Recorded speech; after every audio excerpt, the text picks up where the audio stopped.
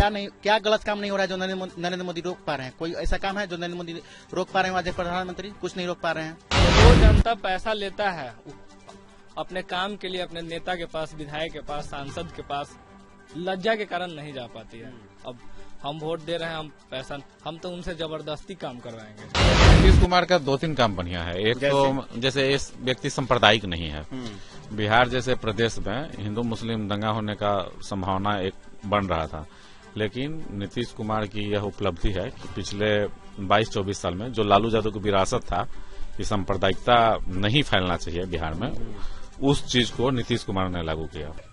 हाँ, क्या कह रहे थे आप? मेरा नाम है यदुवंशी रोहान राहुल। ठीक है। तो मैं वही करा था, पूछिएगा। हाँ, 2024 जैसी बातचीत हो रही थी कि 2024 में किसको प्रधानमंत्री के रूप में देखना चाहते हैं। मतलब आखिर जब लोकसभा का चुनाव होगा तो उससे मुद्दा क्या होगा आप लोग का? क्या मंदिर मस्जिद मुद्दा होगा, कि शिक्षा मुद्दा होगा, कि बेरोजगारी मुद्दा होगा, कि सड़क मुद्दा होगा, कि स्वास्थ्य मुद्दा होगा? इसमें से क्या होगा आप लोग का? देखिए, सबसे पहली बात तो हम आपको बता दें कि जनता नरेंद्र मोदी के अच्छे दिन के वादों से उब चुकी है।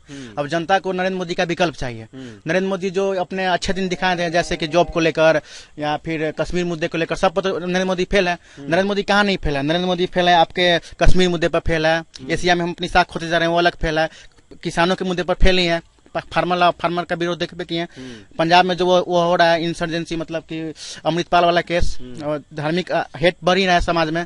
समाज में क्या गलत काम नहीं हो रहा है जो नरेंद्र मोदी रोक पा रहे हैं? कोई ऐसा काम है जो नरेंद्र मोदी रोक पा रहे हैं? आज प्रधानमंत्री कुछ नहीं रोक पा रहे हैं। तो जनता उब चुकी है और जनता नरेंद्र मोदी का विकल्प चाहती है। क्या 2014 से पहले जो धार्मिक हिंसा थी ज्यादा थी कि अभी ज्यादा है? 2014 से पहले तो धार्मिक हिंसा थी नहीं, बस हम लोग तो 2014 को ही अच्छा मानते हैं। 2014 के बाद जो नरेंद्र मोदी के अगुवाई में जो हिंदू उभर के आए हैं, जो कहने को जो हिंदू हैं, वो तो बहुत ज्यादा मतलब कि अपने आप को उग्र साबित कर रहे हैं। और दोनों तरफ से उग्रता बढ़ती जा रही है। दोनों तरफ से मतलब कि होता है ना, ये इमोशनल वो खत्म हो चुका है शायद अब। लेकिन और सवाल लेते हैं कुछ लोगों से, जैसे कि यहाँ पे खड़े हैं लोग। इधर आइए, आप इधर आइए, भागिए मत, आइए इधर, इधर आइए। अरे आप लोग युवा हैं, भाग क्यों रहे हैं? चलिए आप बताइए, इधर आइए, सामने आइए आप। जैसे कि मान लीजिए चुनाव हो रहा है, उसको लेकर जब चुनाव के समय में जनता बिक जाती है पैसे लेकर, लेकिन जब अपने हक की लड़ाई के लिए जनता नहीं जाती है, क्यों जाएगी? मतलब जनता जब पैसा ले लेगी तो अपने विधायक से या सांसद से या कोई भी एक छोटा सा भी मतलब होता है चुनाव, उसमें पैसा ले लेती है। देखिए, जनता रिग्रेट फील करती है।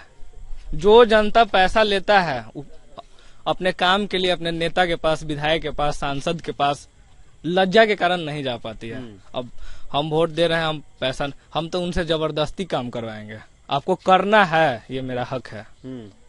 नीतीश कुमार का काम कैसा लगता है? मतलब जो हम 7 नीचे योजना लाए नीतीश कुमार, पार्ट 1 लाए, पार्ट 2 लाए, हर घर में नल पहुंचा दिया, जल पहुंचवाया उन्होंने, शौचालय बनवाया, तो ये सब योजना कैसा लगता है? देखिए, उनका जो काम 2015 से, उस समय हमारा एज 15-16 साल होगा, उस समय से ही इनका काम हमको अच्छा लग रहा था। जो तेजस्वी जो रोड का काम अच्छे से करवा रहे थे, उसके बाद में बीच में इधर भाग गए, फिर उधर से इधर आए, फिर इसमें जो उनका जो माइंड काम के प्रति इधर उधर कन्वर्ट होते रहा है, उसके वजह से नीतीश कुमार थोड़ा बदनाम है, लेकिन काम कर रहे हैं।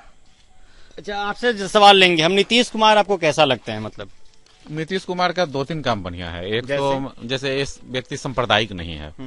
बिहार जैसे प्रदेश में हिंदू मुस्लिम दंगा होने का संभावना एक बन रहा था, लेकिन नीतीश कुमार की यह उपलब्धि है कि पिछले 22-24 साल में जो लालू यादव की विरासत था कि सांप्रदायिकता नहीं फैलना चाहिए बिहार में, उस चीज को नीतीश कुमार ने लागू किया। पहला काम। दूसरा काम कि महिलाओं का जो सशक्तिकरण है, जैसे महिला लड़कियों का साइकिल स्कूल योजना, बहुत शानदार काम। हम देख रहे हैं कि गांव की जो लड़कियां हैं वो साइकिल चलाते हुए अपना घर से आटा पिसाने के लिए ले जाती है, गेहूं बांध के पीछे। और मैंने एक ज्योति कुमारी थी, गीता कुमारी या ज्योति कुमारी, जो लॉकडाउन में अपने पिता को हरियाणा से लेके आए, ज्योति कुमारी ना, ज्योति कुमारी। तो मैंने यह चीज कैसे संभव हो पाया? यह नीतीश कुमार की जो महत्वाकांक्षी योजना थी, मैंने लड़कियों को आगे बढ़ाना, इसमें सफल रहे। उनका 2 काम, एक सांप्रदायिकता को उन्होंने फैलने से रोका, और दूसरा लड़कियों का सशक्तिकरण। इसके अलावा इनका कोई भी काम नहीं है जिसको मैंने याद किया जा सके। सड़क तो पूरे देश का ठीक है, तो तो पूरे देश में अगर एवरेज निकाला जाए सड़क निर्माण का, तो बिहार अभी भी 6ठे स्थान पर है। अगर शिक्षा व्यवस्था की बात की जाए तो बिहार में शिक्षा व्यवस्था को कैसे देखते हैं? शिक्षा व्यवस्था बिहार में जो सरकारी शिक्षा व्यवस्था है वह है लगातार पशुशाला बनाने का कार्यक्रम बढ़ाते रहना। जैसे मान लिया कि कोई लड़का क्लास 1 में नाम लिखाता है और क्लास 10 में हो गया वो, तो इन 10 सालों में वह हस्ताक्षर करना बढ़िया से सीख जाए, वही बहुत बड़ा बात है। और 10वीं क्लास तक के जो लड़के हैं वह सीबीएसई बोर्ड से लड़कों से उनका कोई कंपटीशन नहीं होता है, वो कुछ भी नहीं कर पाएंगे पढ़ाई लिखाई से लेकर किसी चीज में। तो यहाँ जो सरकारी शिक्षा है 1 से 10, तो उसका फॉर्मेट बिल्कुल खराब है।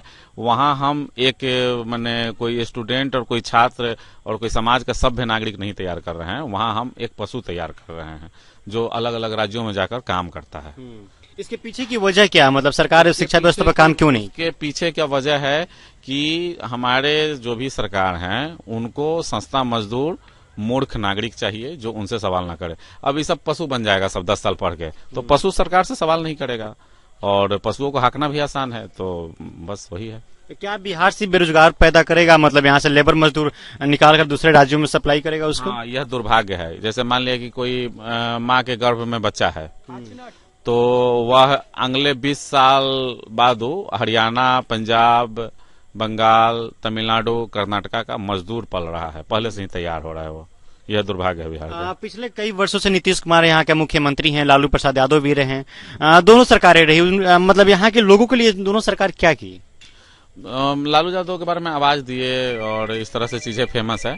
सोशल जस्टिस, मतलब जिन लोगों को बोलने का अधिकार नहीं था और समाज में जो बढ़े चढ़े लोग हैं, यहाँ सामंती राज तो रहा है, जातिवादी यहाँ दिक्कत थी, उस चीज को लालू यादव लगभग समाप्त किए हैं, जो कई हजारों सालों में नहीं होता। ये लालू यादव की उपलब्धि है। और उस चीज को नीतीश कुमार भी आगे बढ़ाए हैं। सोशल जस्टिस के मामले में नीतीश कुमार भी समझौता नहीं किए, यह उनका पक्ष मैं ले सकता हूं। लेकिन आवाज के साथ साथ रोटी भी चाहिए और अपने घर में रोटी चाहिए। इन दोनों मामलों में ये दोनों मुख्यमंत्री बिल्कुल असफल रहे हैं। और आपके पास 30-32 साल बहुत बड़ा टाइम होता है। 30-32 साल में बहुत सारा चीज बदल सकता है। 30-32 साल में आप पूरे दुनिया के देशों का अध्ययन आप करेंगे तो आप पाएंगे कि कई एक देश नए नए बने हैं और बेहतर कर रहे हैं जी। तो यहाँ मतलब है दिक्कत, बहुत ज्यादा दिक्कत है। क्या जो 2024 का चुनाव होगा किन किन मुद्दों पर होगा? आप लोग मतलब बेरोजगारी पर सवाल उठाएंगे, जो आपके सांसद हैं, विधायक है, चुनाव में लड़ने के लिए आएंगे यहाँ पे, क्या उनसे आप लोग ये सब सवाल करेंगे? बिहार में बेसिकली इन चीजों पे चुनाव नहीं हो रहे हैं और होता भी नहीं है। यहाँ पे जाति मसला ठीक ठाक चलता है, तो अपने अपने जाति के उम्मीदवार, जाति का वोट, जाति के लोग, उसमें कभी कभी एक वर्ग बन जाता है। जैसे जाति का समूह जब बड़ा हो जाता है, SC ST के मुद्दे, तो OBC के मुद्दे, तो फॉरवर्ड के मुद्दे, इन्हीं आधारों पे वोटिंग होती है। यहाँ पे ऐसा कुछ नहीं है कि विकास, रोजगार, ये सब होता तो बदल गया होता ना बिहार, तो ऐसा कुछ है नहीं। और पूरे देश का ही बात है। शुक्रिया हमसे बातचीत करने की। चलिए, अगर 2024 और 25 में जो चुनाव होगी, अगर यहाँ पे विकास के नाम पे अगर वोट मांगा जाए, विकास के नाम पे लोग वोट देंगे, तब कुछ विकास या बदलाव हो सकता है। नहीं तो ऐसी स्थिति गर्त में होती रहेगी। जिस तरीके से आज के भी समय में बिहार से, जिस तरीके से यहाँ से बेरोजगार जो लोग हैं दूसरे राज्यों में जाते हैं, वहां पे जाकर धक्का मुक्की खाते हैं।